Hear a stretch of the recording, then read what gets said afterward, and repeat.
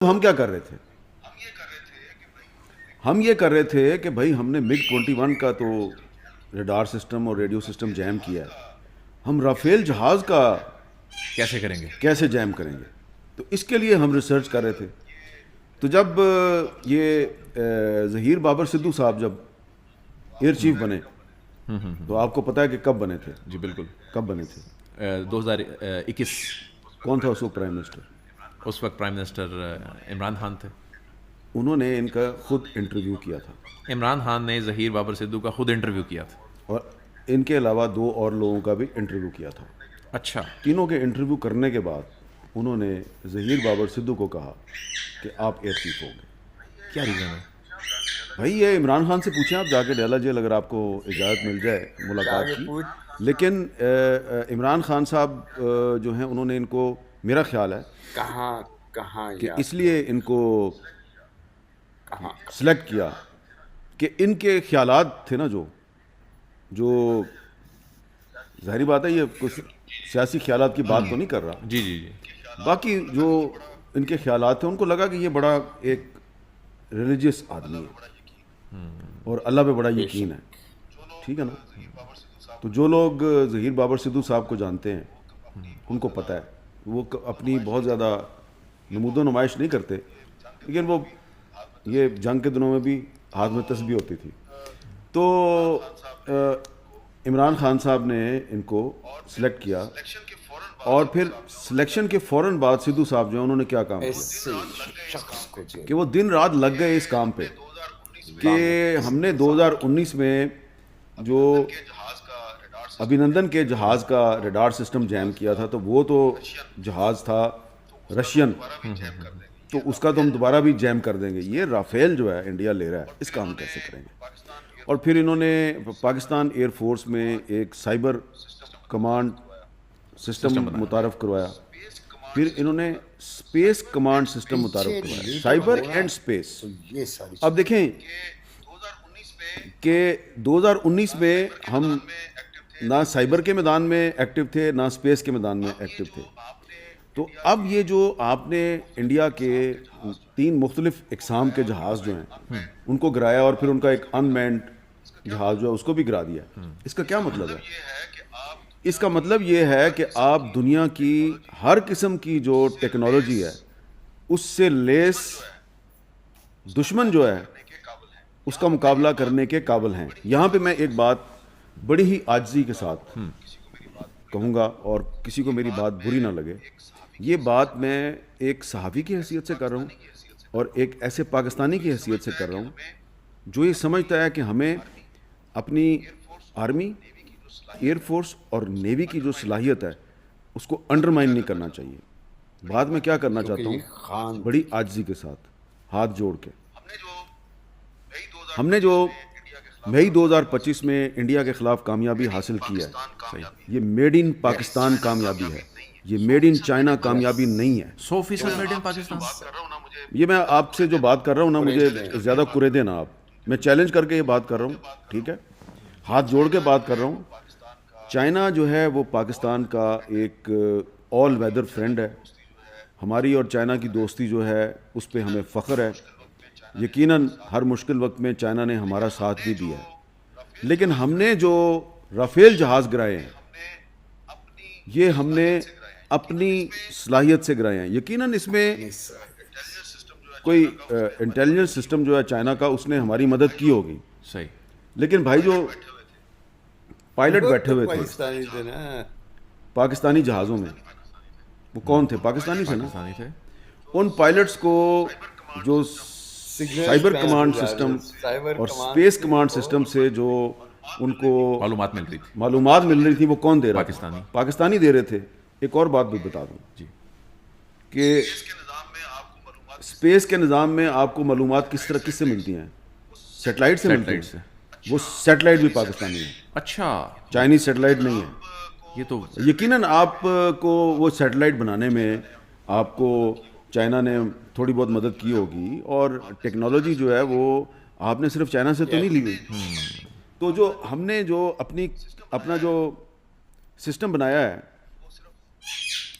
وہ صرف چائنا کی مدد سے ہم نے نہیں بنایا، اس میں ہم نے اور بھی جو ممالک ہیں ان کی ٹیکنالوجی سے مدد لی ہے، اور اس میں جو سب سے اہم چیز ہے کہ پاکستان ایئر فورس اور پاکستان آرمی کی کوارڈینیشن تھی. یہ بہت بڑی بات ہے. ایسی کوارڈینیشن تھی کہ ادھر سے ایئر فورس کے پائلٹ جو ہیں وہ اپنے جہازوں سے انڈیا کے جہازوں کو ٹارگٹ کر رہے ہیں، ان کے ایئر بیسز پہ میزائل برسا رہے ہیں، دوسری طرف سے پاکستان آرمی جو ہے وہ اپنے میزائل سسٹم کے ذریعے کچھ اور ٹارگٹ جو ہیں ان کو ہٹ کر رہی ہے. وہاں سے پھر جہاز نہیں اڑے اس کے بعد وہاں سے جہاز نہیں اڑے. تو یہ ایئر چیف ظہیر بابر سدھو اور ہمارے جو آرمی چیف تھے جو اب فیلڈ مارشل ہیں عاصم منیر صاحب، ان کی اور نیول چیف، یہ ان کی کوارڈینیشن تھی. اور ظاہری بات ہے یہ سارا معاملہ جو ہے اس میں جو حکومت وقت ہے آپ اس کو تو اگر کریڈٹ نہ دیں تو پھر یہ تو بددیانتی ہے کہ یہ ساری ایک کوارڈینیشن سے ہم کام کر رہے تھے.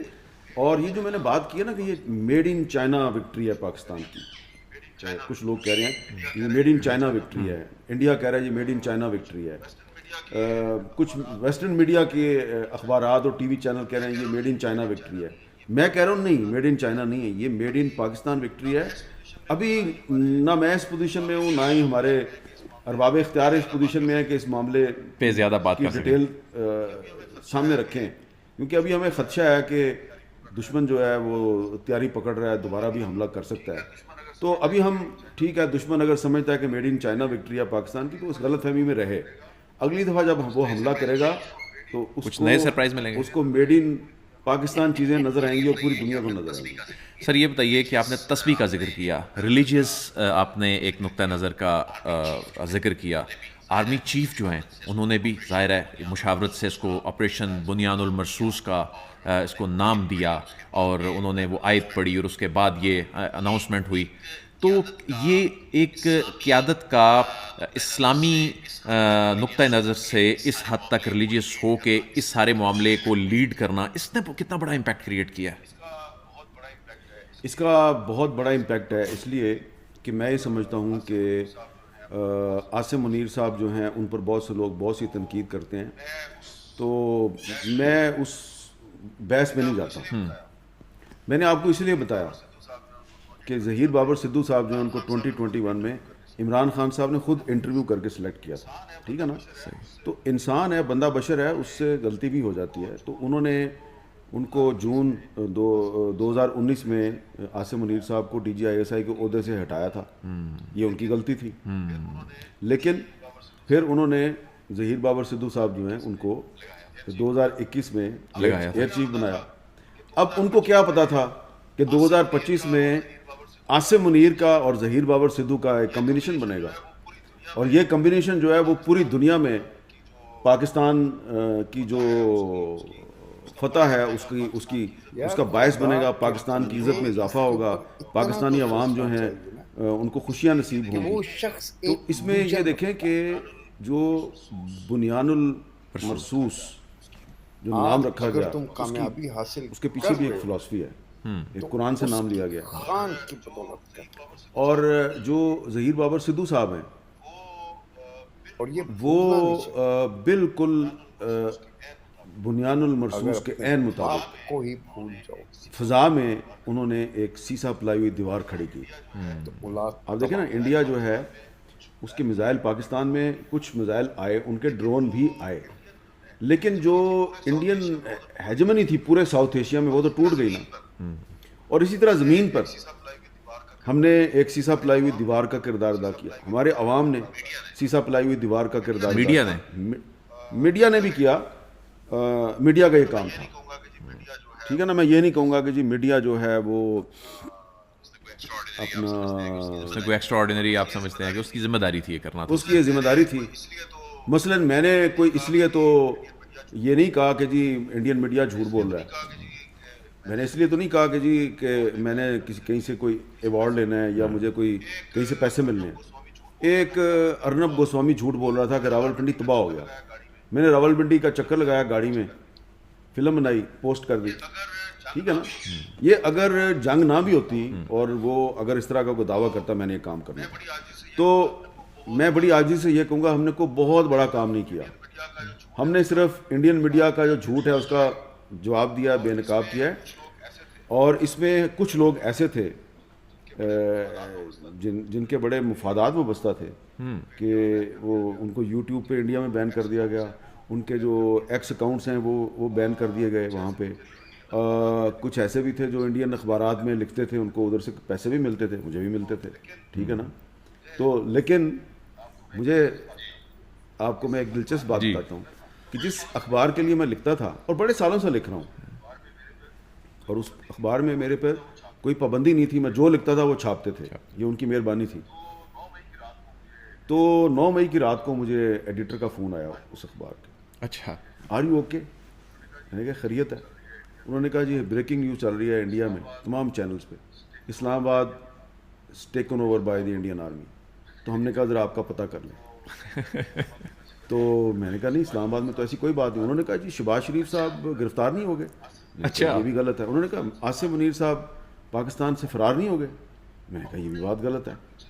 اب انہوں نے اوپر نیچے اتنی زیادہ باتیں سنائی مجھے کہ ایک لمحے کے لیے میں جرنلسٹ ہوں نا, میں نے کہا ایک منٹ, واٹس ایپ کال تھی, ہولڈ کریں. میں نے لینڈ لائن نمبر سے نا اپنے چینل کے اسائنمنٹ ڈیسک پہ کال کی. صحیح. تو رات کا 1:30-2 بجے میں نے کہا یار ایسے کچھ ہے تو نہیں, تم ڈی چوک میں ہو تمہارا, تو پیچھے ذرا دیکھو پرائم منسٹر ہاؤس میں سب ایوری تھنگ از اوکے. میں نے کہا سب ٹھیک ہے. میں نے کہا کوئی پیچھے کوئی آوازیں, کوئی ان یوزول موومنٹ.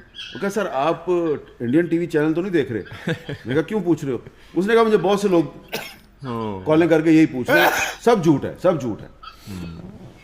تو اب یہ وہ اس میں ایک سبق ہے ہمارے لیے. میں کیوں کہہ رہا ہوں کہ ہم نے کوئی بڑا کام نہیں کیا. ہم تو وہ جھوٹ بول رہے تھے, ہم کہہ رہے تھے نہیں تم جھوٹ بول رہے ہو, اور ہم جو رپورٹ کر رہے تھے ہم بہت سوچ سمجھ کر رپورٹ کر رہے تھے, ہم جھوٹ کو رپورٹ ہی نہیں کر رہے تھے. ٹھیک ہے نا. سبق کیا ہے اس میں؟ سبق یہ ہے کہ انڈین میڈیا اپنی حکومت اور اپنی اسٹیبلشمنٹ کے ہاتھ میں ٹول بن گیا. واشنگٹن پوسٹ کی جو سٹوری آئی ہے وہ آپ پڑھیں. جی, واشنگٹن پوسٹ کی سٹوری یہ کہہ رہی ہے کہ انڈیا کی ایئر فورس اور نیوی اور ministry of defence Indian media کو جھوٹ فیڈ کر رہے تھے.